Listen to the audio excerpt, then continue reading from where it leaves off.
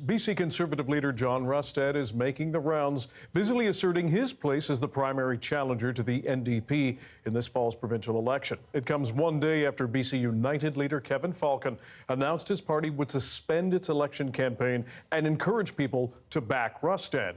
Janella Hamilton joins us with more on what Rustad is saying. Janella? Dan, Jon Rustad has been busy doing a swath of interviews after Wednesday's political bombshell. He joined the CBC's Michelle Elliott on BC Today. In the past, Rustad has shared doubts on climate change science. Michelle asked him where he stands now. Humans have contributed to climate change, yes. Okay, is it at a crisis level? It is not at a crisis level. There are many more things that I think are far more important. When people can't put food on the table, that's a big issue. And as a province, quite frankly, we should be concerned about that. You've lost communities like Lytton. Is that not a crisis? It certainly is a big issue, and it does need to be addressed. And I don't think government is doing a good job in terms of fighting fires. But we have a premier today that believes that taxing people into poverty is going to change the weather. And I'm sorry, that is not right. Janella, Rustad has also called for an end to the SOGI 123 program in schools. What does he say about that now? Dan, we did ask him that question, and he says he's opposed to what he calls the sexualization of kids in schools and sexual orientation and gender identity materials being available for students. There's pictures in books showing children having sex, and that to me is just wrong. Where do you have evidence of this? Yes, I do. I've seen the books. I've seen the library stamps in the books in the schools where this information is available. We've asked you for this evidence, and your party has not sent it to us. We can certainly show you the sites that have all this information collected.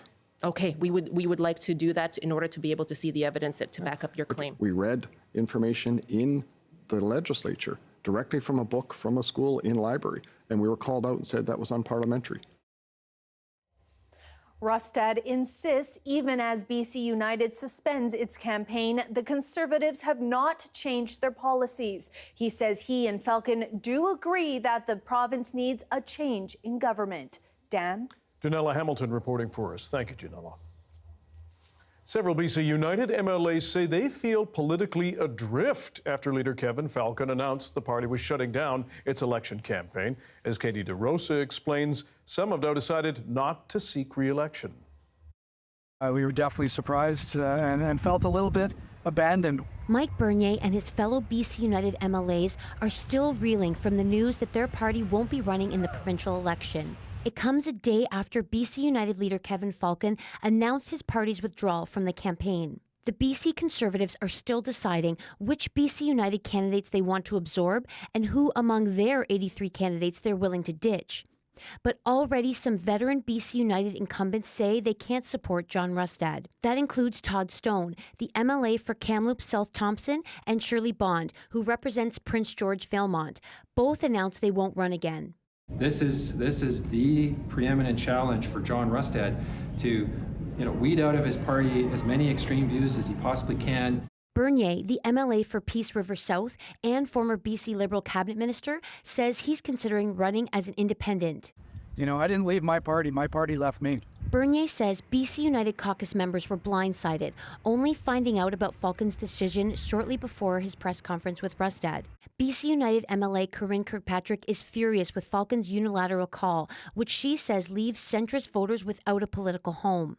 We should be mourning the loss of the middle in this province and be very concerned about this U.S.-style politics where we swing to the left and then we swing to the right. It's something Premier David Eby also addressed, saying moderate BC United candidates and supporters should turn to the NDP. They're looking for a home right now. They'll be deciding where to vote. And I hope they look to the BC NDP. For his part, Rustad has denied that his party has extreme views. He says his candidates come from across the political spectrum, and the BC Conservatives are ready to be the big tent party that can defeat the NDP. Katie DeRosa, CBC News, Victoria. Now, with just 2 months until Election Day, slightly less in fact, many BC United supporters are reevaluating who they will vote for. Our Jon Hernandez visited a few ridings to hear how constituents are digesting this big change. It's something quite incredible to happen in politics. The streets are abuzz in the Vancouver Quilchena riding. This is where BC United leader Kevin Falcon is the MLA. His decision to suspend the party's campaign in support of the BC Conservatives caught a lot of people here off guard. I could not believe it. Big surprise. That's a huge surprise. Longtime voter Terry Burns applauds the move. I went, oh my God. He's backed away, and probably he should have. That's pretty brave for him. But not everyone here is happy about losing the party they've supported for years. Well, it doesn't surprise me, but it makes it very difficult to make a choice now because I don't like either party. A similar story for some voters in South Surrey White Rock, a decades-long stronghold for BC United, previously named the BC Liberals. I'm kind of sad because I am a Liberal, and, they did a lot of good things when they were in power. As Kevin Falcon now urges party supporters to vote Conservative, some analysts say BC United supporters could struggle to switch their allegiance, particularly because of issues where the parties have clashed, like gender politics and climate change. Some of those voters may stay home. Some of them may actually take another look at the NDP. And so I think we're still very much in a near toss-up at this point. In Kelowna Centre, a riding also held by BC United, supporters are hopeful the effort will dethrone the NDP. I think it's actually a really good thing for BC. We need a change. We need a shift. There's lots of things that are happening in BC that is sad. Now that there's one, hopefully there won't be a split vote, and I will vote anybody but NDP. A political shift that's enough to give NDP supporters pause. I thought it was a dirty trick to try to snuff out the NDP. I'm a little bit concerned that the BC NDP is not putting out enough media and not being loud enough. The pressure now on both parties to win over voters stuck in the middle as Election Day inches closer. Jon Hernandez, CBC News, Vancouver. As we heard in Katie DeRosa's piece, the Premier is encouraging disaffected voters to look to the NDP. The Premier spoke with Stephen Quinn on CBC's The Early Edition in the morning. If you look at the history of BC politics, it's not a surprise to see a united right flank. I guess the surprise really is that the unification was around a party and a leader who doesn't believe that climate change is real. It appears on podcasts like Jordan Peterson's, who thinks that the problems in society started when women got access to birth control, and that 5G cell phone towers are weapons of genocide. I mean, these are really bizarre views to unify around. And I'm sure it was surprising to Kevin Falcon as well. With the combined forces of BC United and the Conservative Party, if you put their polling numbers together, they are at least 6 points ahead of the NDP as it stands now. How concerned are you about this election? There are a lot of people who would have reported to those pollsters they were voting BCU, who would never in a million years support John Rustad and the BC Conservatives. So they're looking for a home right now. They'll be deciding where to vote. And I hope they look to the BC NDP. You know, literally just last week, the BCU was handing out tinfoil hats to describe the positions of the BC Conservative candidates. Susana da Silva shows us how the race is changing and what it all means for voters.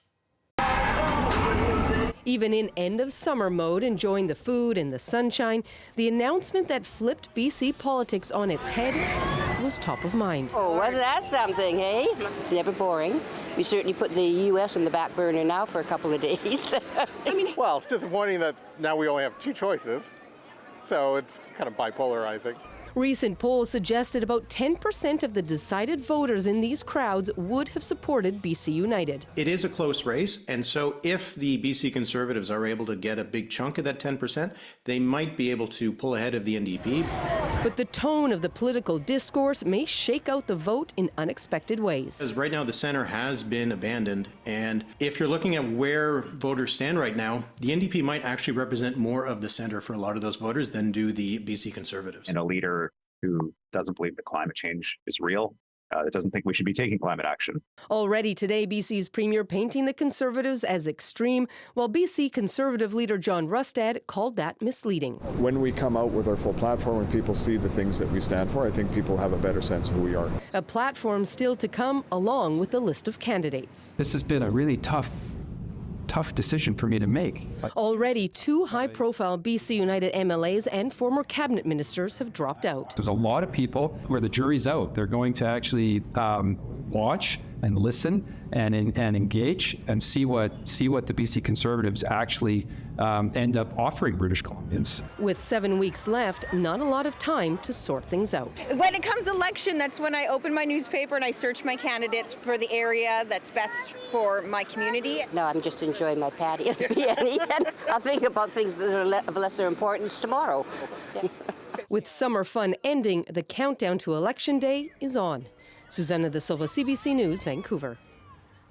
Yes, you heard right. Just 7 weeks until we hit Election Day in BC. And the deadline for candidates to change party or declare themselves independents is even closer, September 28th. Joining us now is SFU Political Science Senior Lecturer Sanjay Jeram. Sanjay, thanks for joining us. BC Conservative leader John Rustad says his party will work with BC United leader Kevin Falcon to choose the best candidates for the ballot. How likely is it, though, for the Conservatives to offer BC United candidates the opportunity to run? I think it's going to be a riding by riding basis. I mean, there are some candidates that have a fairly strong profile in their ridings, and I would argue that there's something to be gained for the BC Conservatives, especially in some of the more urban ridings around Metro Vancouver. If BC United candidates are willing to run. Now, obviously, there's logistical issues, especially if a candidate is already nominated. There's been speculation that maybe they will offer the ability for those candidates to take up an open riding. But again, will those candidates want to potentially move their families, deal with a riding they're not familiar with? Lots of questions to be answered, but I do think that there is going to be some deep discussion because there is some value, especially in those urban ridings, for the BC Conservatives to consider doing that.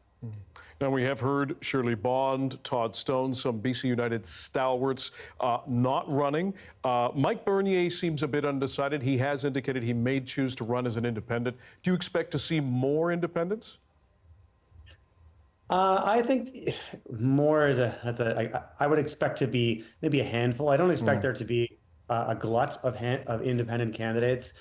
Given the way the polls have turned, given the likelihood that many within, will come in days as we find out, more people will talk. But the party, despite the surprise that many, I think, expressed, I think there is a genuine feeling of believing that this probably is the better move for the center-right in BC. And so I don't think you're going to see a glut of independent candidates because that would sort of defeat the purpose of what is going on, right? If you have vote splits with an independent candidate and a conservative candidate, that will create the same problem. So I don't think, I can't imagine that many people going out and potentially, sullying their name with the political community that they exist in to do that. So I don't think you're going to see too many of them. Well, Premier David Eby has said he's not surprised to see, if we can use this phrase, a united right flank, but he's surprised to see unity around what he called, quote, bizarre views, citing Rustad's previous comments on climate change and contraception. How does that impact BC's centrist voters, do you think? Earlier today, I was thinking about this very question. I was having a different discussion, and I think that obviously Eby is pulling out of the playbook on the center left in Canada. Trudeau has done the same thing during COVID, trying to highlight extremist views among candidates or even, espoused by the leader in the past. But at the other side of the coin, I mean, you could really see the BC, this sort of cooperation between the new parties could actually make the new party of the BC Conservatives, this new formation, more attractive to centrist voters, especially in urban areas, because you could maybe see it as they're sort of, a little more kind of boxed in terms of the kinds of issues that they might take up, given this, right? Because Kevin Falcon throwing support behind the party probably came with some assurances about, what would be the focus, what would be, the kinds of rules around the party's messaging. And so again, at this point, we're speculating. It's just happened. But I suspect you're going to see the BC Conservatives running a pretty tight ship going on forward and trying to avoid some of those more controversial issues. Sanjay Jeram, we appreciate your time and your expertise. Thanks again.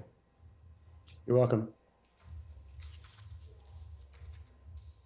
Now, as we told you earlier, Jon Rustad was our guest on CBC's BC Today, and callers from around our province had plenty of questions for the Conservative leader. Is there room for folks in the party who may have disagreements with the NDP, but believe in the importance of addressing the looming threat of climate change, believe that LGBTQ citizens of all ages should be treated with dignity and respect, or that COVID doesn't come from 5G towers. Has anything really changed with your party? We've been actually working with Andrew Weaver, the former leader of the Green Party, who's won the Nobel Prize as part of this. And he is very excited about working with us on our policies and our approach that we want to do around energy generation. We've had many people from across the spectrum, political spectrum, join our party. Lots of people from the NDP, for example, who have said, I voted NDP for the last 40 years, but I cannot vote for David Eby and his destructive policies. I'm coming over and joining the Conservative Party. So we actually have a very broad tent in terms of it. We have people, who are gay, who are bisexual. Our policies and approaches are very open. We have been too good at putting out fires, and we need to go back to being too good at putting out fires, and I hope that's part of your mandate. In my area last year, when there was wildfires, they fought hard to contain the fires. They got them contained. And then, of course, there was the fires down south, and they had to reallocate crews, and that's fine. The local crews wanted to stay and fight the fire. They wanted to stay and get the hot spots out.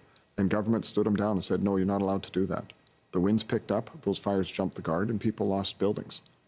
To me, the way we are fighting fires in this province is wrong. We need to be taking a very different approach. It's been so ugly over the past few weeks and even year between your party and Kevin Falcon's party.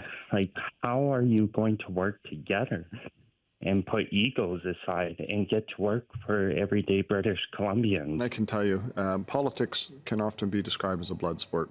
I mean, it can be vicious at times. You're in it, you're in the fight until you're not in the fight.